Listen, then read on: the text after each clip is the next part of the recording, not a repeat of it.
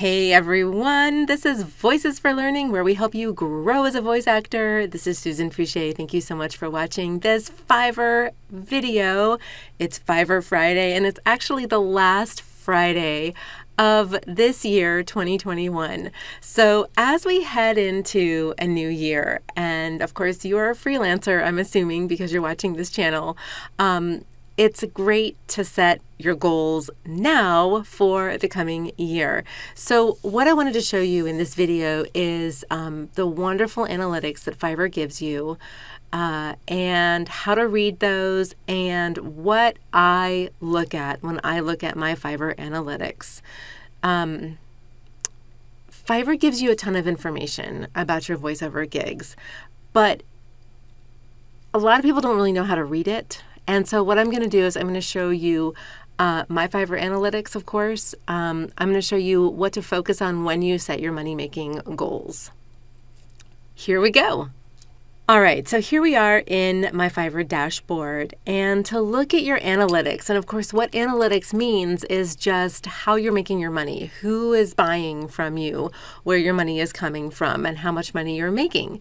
So to get there, just go to your main Fiverr page and just go up to the analytics hyperlink up at the top. You'll see a drop-down menu. There's a ton of information that you can glean from the analytics. However, we're just going to go over the overview today. So here we go.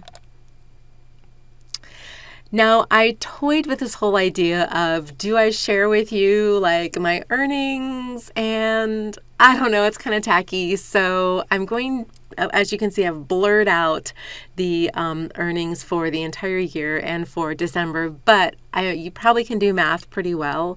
And so you'll be able to add some things up and at least kind of figure out an idea of how much I made for December of this year.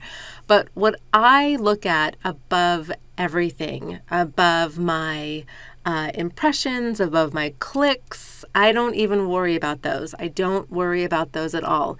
This is the number that I always look at, and that is my average selling price right here, which as you can see is $71.59. Now, what that means is that if I have 2 or 3 orders that are averaging around 70 bucks, I am making $140 a day off of Fiverr, 140 or, you know, over $200 on Fiverr a day, which is about what I kind of go for. I always try to go for about $200 a day just on Fiverr.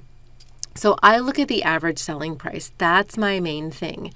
Now, when I go to, when I scroll down, I'll show you kind of this handy dandy little bar graph.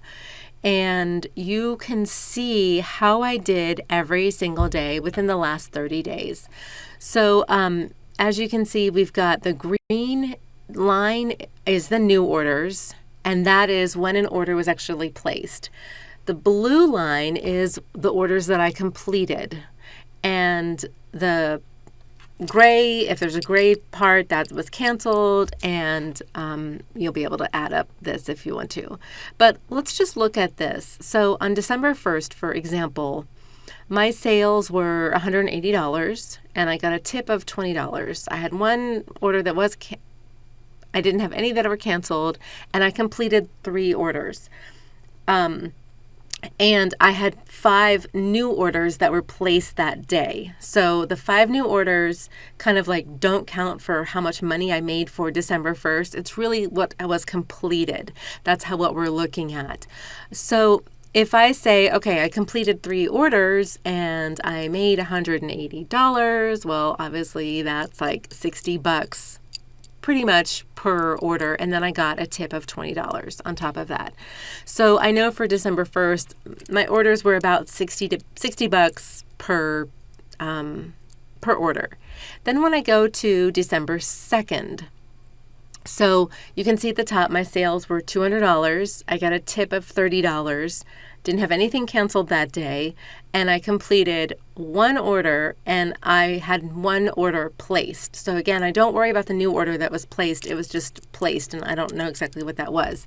But my completed order, I just did 1 order that day, and I made $200 and 32 $230 off of that one order. So what I always try to do is increase that average selling price. I'm always trying to get that number up. My ideal selling price is $100 per order, which means that all I have to do is 2 orders and I hit my $200 goal for the day. So whenever you are, I tell this to like my coaching students, whenever you're looking at how much money you want to make a year, for example, or in a month, for example, it's a really great idea to actually break it down by day and to figure out if you're willing to work on a Saturday and a Sunday, if you're not willing to work on a Saturday and a Sunday. So for example, if you want to make let's say $1,000 a month in voiceover. You're brand new to voiceover and your goal is you want to make $1,000 a month in voiceover. Then all you do is you simply break it down, we'll just say 30 days. If you're willing to work on Saturday and Sunday, $1,000 divided by 30. If you're not willing to work on a Saturday and Sunday, then obviously that's 22 days. So 1,000 days divided by 22. So let me get my calculator out because I am not good at math at all. So 1,000 divided by 22. Okay, so we just need to make $45 a day. If we're just working Monday through Friday, we're not working on Saturday and Sunday, or if you're just saying, I just can only work 5 days a week, I can't do voiceovers on Tuesday and Wednesday, but I can do them every other day in the week, then we just know you just need to make $45 a day. This is how I handled it when I first started. My goal was to make $1,000 a month. I felt like, well, that will at least satisfy the first 6 months. If I can hit that goal, then I know I don't have to, go back to my old job. If I can, within the first 6 months, if I can average $1,000 a month, then I know I'm good. And then the next 6 months, if maybe I can average $2,000 a month, then I know I'm good. But I broke it down to, okay, I just need to make $45 a day. And it really took the pressure off of me to know that, hey, this is all I need to make. I don't need to blow it out of the water. I just need to make $45 a day. So if you'll do this when you set your goals, when you set your financial goals for the new year coming up, just set it by day and then revisit it every 3 months, really see where you're at, see what you need to do.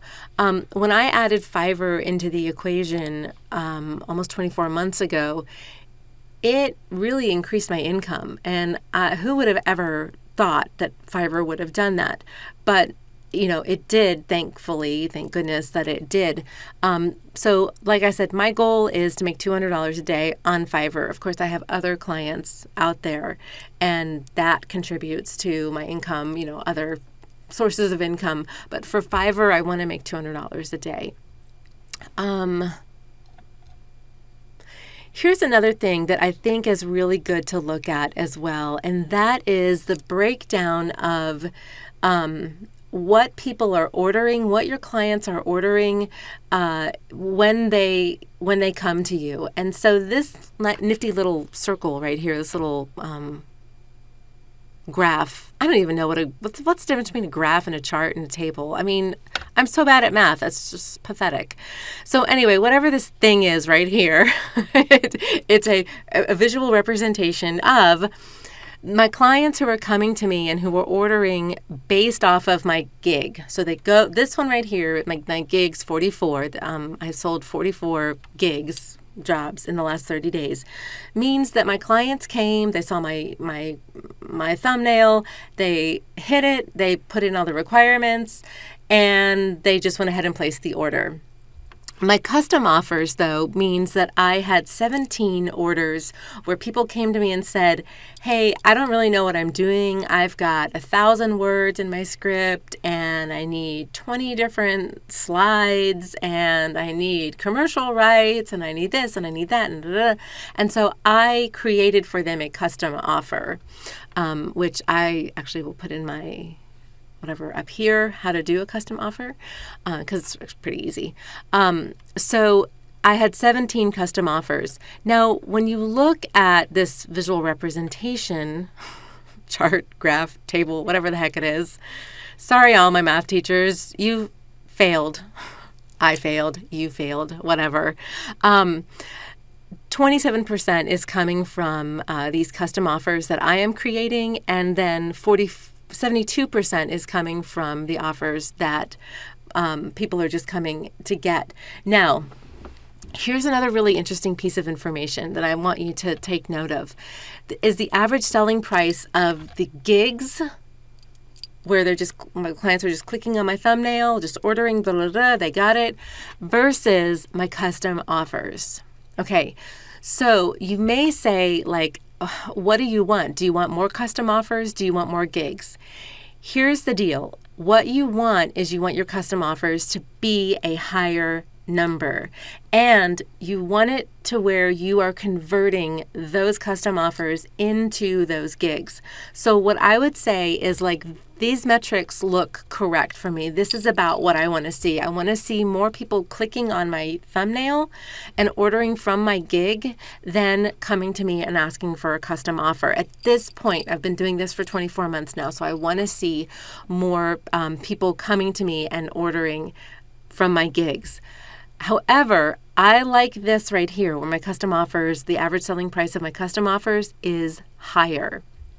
And Fiverr is so wonderful. They even have like a little video. If you want to make the most of custom offers, they have a little video right there that you can watch. And I've watched it. It's actually pretty interesting. Now, let's go back up.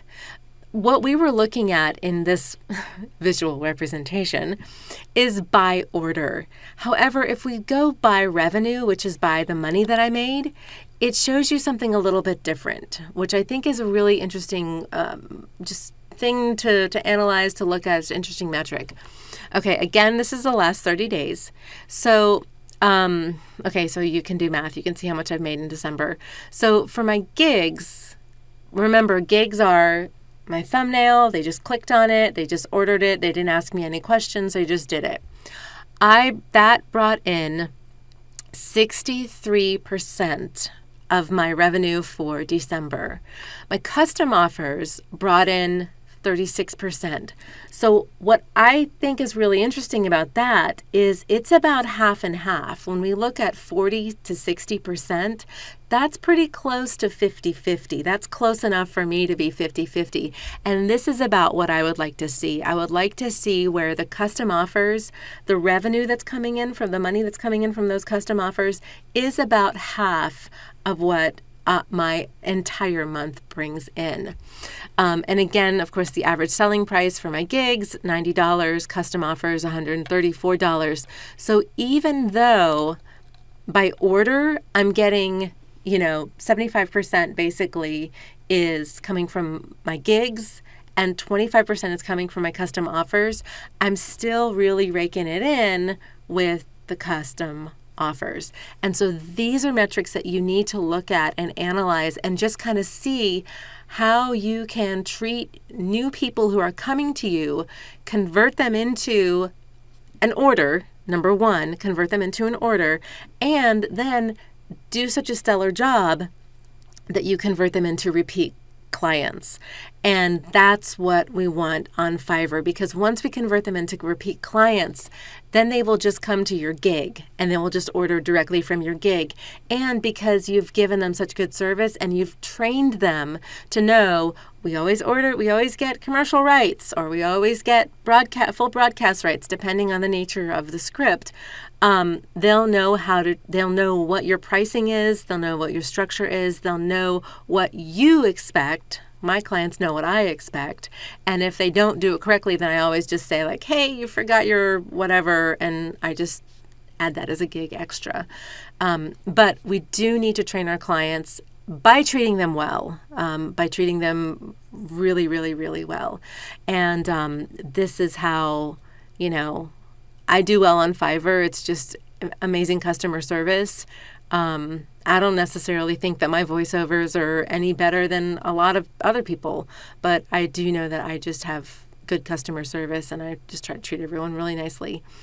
So, look at your analytics. There's a lot to look at in here, but like I said, my main thing that I'm looking at is my average selling price.